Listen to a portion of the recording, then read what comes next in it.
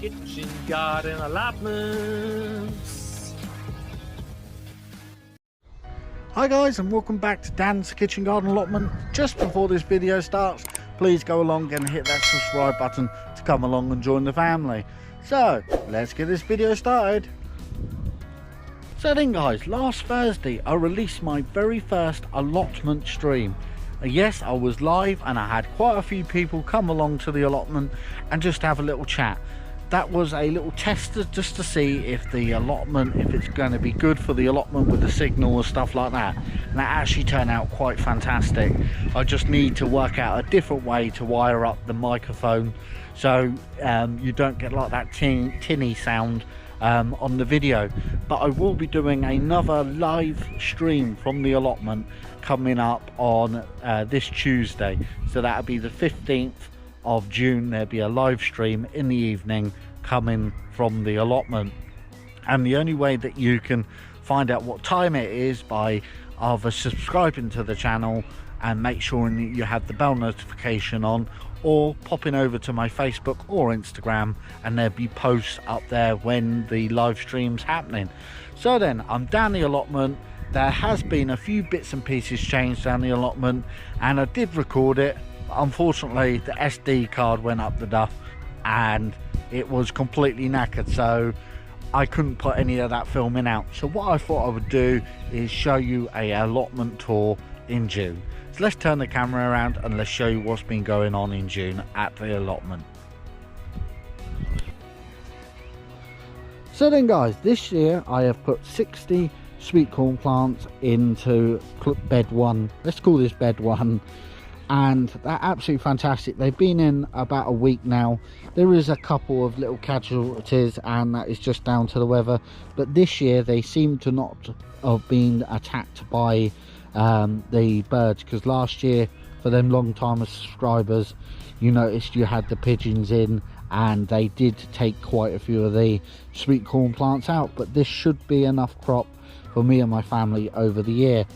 And I think it's got something to do with this. I see this on Facebook, making like a windmill out of a old drinks bottle, and it just spins in the wind. And I tell you what, it scares the birds, so it means that they're gonna not want to land in this area. And as you can see, it's trying to spin with a little bit of wind we have now. So hopefully we're gonna have some good old sweet corn. As we move over to bed 2, we call it, we've got our butternut squash plants in. This is the winter butternut squash, so we want the fruit to come a little bit later, and we don't want these to grow so fast, and so we get a good enough crop probably the end of October.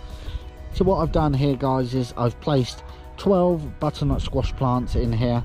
I'll just move in a little bit and get a little bit of a zoom in for you guys, and they're a perfect size, and they've been in about a week now. If this bed gets too cramped, I'll just cut it off. I'll just cut a few out and it should be absolutely fine. If you remember last year, it come right over this path and I had to trim back a little bit off the path that goes up to other people's allotments. So that's absolutely fine with me. Moving down the allotment, I've sorted out all this wood chip. I'm moving up the plot very slowly, but at the moment, as a lot of you know, I'm in the garden doing a few bits and pieces in the garden as well. But wow, the rain we've had has been absolutely fantastic for the vegetables, but the bindweed and the other weeds are taking over. This was weeded out a week ago, my red onions and my white onions, and as you can see, the bindweed is trying to take control. So I need to get into this bed again and give it a good weed out before this bed is completely overcome with bloody weeds. This is a matter of about a week, and as you can see, it is overtaking quite a bit. So I'll call this bed 3. As I move down to bed 4, the garlic. The garlic is, this first redneck garlic is done, I think. And as you can see, there is some rust coming along on this garlic now, and they're just starting to go a little bit lacy. I don't know if that's down to just dying back, which I think it is. So they will be coming out hopefully within the next video. The later garlic, this was put in a month later, the white long neck garlic, and this is just starting to go a little bit brown, and this should be coming out about the end of June time, so that would be some second cropping garlic we'll have. And in this bed, when the garlic's completely removed, we've got some marrows what's going to go into this bed, and we're going to have a whole bed of marrows this year. I'm not doing courgettes. I find marrows, normally if you leave courgettes long enough, they literally turn into a marrow. But this year what I'm going to do is make sure we have a proper crop of courgettes at the allotment. As we move down to the pond, you can see the water's a little bit green. All of the tadpoles are gone now, but I have seen a lot of baby frogs around the allotment, so it means that they have grown up and hopefully taken care of them slugs.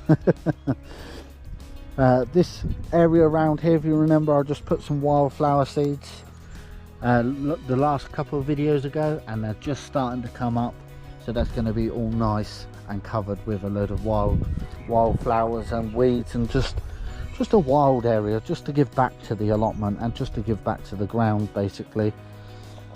As we move to Weed Central, the rhubarb has done absolutely fantastic. We're having plenty of crops of rhubarb, but as you can see, if I just move over here a little bit, this area has just become overgrown, and I need to get in here and get this sorted out and to get all these weeds out of here, because it's just suffocating my raspberries in here. This is in a matter of about a week, this is what's happened, and if you move in closer, it's just destroying it. So I'm going to get in here the next video and get this all completely cleared out, so we've got a nice tidy area. The Brussels sprouts I took off brilliant. It's another bed I just need to get in and give a quick weed to, quite easy with a speed hoe, and we'll probably do that at the weekend. And once this is all cleared out, these will be absolutely fine. So these will be put in about 2 weeks ago, if I just zoom in a little bit. And the summer cabbages, these were put in probably in the region of about 4 or 5 days ago, so they're absolutely fine. There's no problems with them at all. And as I move around now, the runner beans, yes, the bloody runner beans. For some reason, next year I'm just going to completely remove this bed and do something different here, because of every single year they're thin, and as you can see, they're real bright green. They're probably where they were waiting to come out at the allotment for a long time. But we just have to see what sort of crop we get on these runner beans this year. They might pick up once they finally took off in the ground. Carol's allotment pumpkins, we've got 1, 2, 3 and 4, and a few of them started to flower, but we have got no signs. Oh, we have got signs of a male pumpkin, so we don't know what these are. But remember, we've got to stay tuned until October to find out what these are. So as I move back, you can see this area is just getting a little bit weedy. I need to get in here, sort this bit out, and just do a little clean back basically. But that's how plot 1 is looking in the early parts of June. So let's head over to plot 2 and have a look at plot 2. So then I've moved over to plot 2, and as you can see, this water tank has been leaking for the past 3 weeks. We've had nothing but like a stream running right the way down to this little car park area, and it's been like a pond down the bottom there. But it finally looks like the council's come up and sorted this out with the float. That is why this wood chip's here, just to stop like a slipping hazard, to stop the slipping hazard. As we move around this area, not much has changed. The wheelbarrow has been blown over, don't worry about that, that's absolutely fine.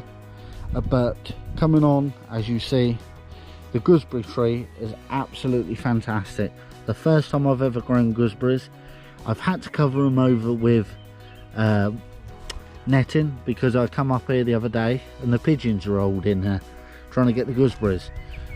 But if you can see, they're absolutely growing perfect. So we're going to hopefully have some delicious gooseberries for gooseberry pie. So that'll be coming soon. As we move down, we've got a row of potatoes. These are the first early potatoes, and they're near enough getting ready to take out. You might not be able to see them, but they are running up there on a funny skewiff line. These are the mid-crop potatoes, and as you can see, these are very weird because these are actually getting eaten by something, and I think these are pigeons. I'm going to have a look at the wildlife camera just to see if anything has been caught eating away at my potatoes, but that's the only row. The late crop row is in the back doing an absolute fantastic job, so we're going to get some good potatoes out this year, hopefully. This is the last little section we have in here to plant up. This is the last bit of spare ground that I have.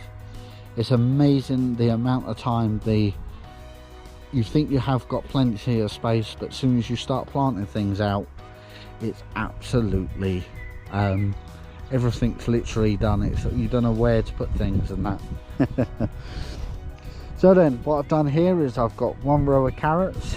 I'm not sure if you can see it, these were only sowed a couple of days ago, and I've got one row of beetroot. I'm not doing too many beetroot this year. I had 100 last year, and as you can see, the beetroot has just started coming up, so that'll be good. Tomatoes, we have got 10 plants of the tomatoes. These are the money maker tomatoes right along, and they've all taken absolutely brilliant, so they should be absolutely fantastic, juicy, delicious tomatoes. So we've got one row here, and I will be putting a few plants in the greenhouse at home, so stay tuned for that. If you notice, I've got two weedy patches, and this was the parsnips where I put the parsnips, and they have just started to come up along the rows. So the weeds and that I'll have to pull up and get rid of them now, as you can start seeing the parsnips coming up. So you normally get a weedy strip for a couple of weeks. The carrots on this row's not fantastic at the moment, can't really see much, but I think it had a lot to do with the late start we had this year due to the cold weather and the rain we've had. So I'm just going to leave them in and hopefully get a good enough crop. And I'll move down to the big babies. These are the pumpkins, the giant pumpkins, trying to beat a 73-pound pumpkin this year. 73-pound or 73 kg pumpkin. You have to go back to last year's record to see. So the plan will be this year is what to do is I'm going to wait for one vine to come off with one pumpkin, and then any other vines will try to grow, I'm just going to cut them back so it puts all that energy into that one pumpkin. And to stop the kids from seeing the pumpkins, what I'm going to do is put like a windbreaker up along here, just so the kids can't see it from the park and they don't cause me any trouble in the future. So then guys, as you see, that's plot 2. Let's head back to the shed. So then guys, we've had a weird old year so far. We've had a freezing cold April, we had a wet May, and now we got the sun out. Yes, it's a little bit cloudy now, but it has been a boiling hot day. I've just come straight up from work just to do a few bits and pieces and just to give a water today, mainly because it's been a real busy day at work. So guys, if you like this video, please hit the like button. If you're watching this video and you're not a subscriber, please hit the subscribe button and come along and join the family.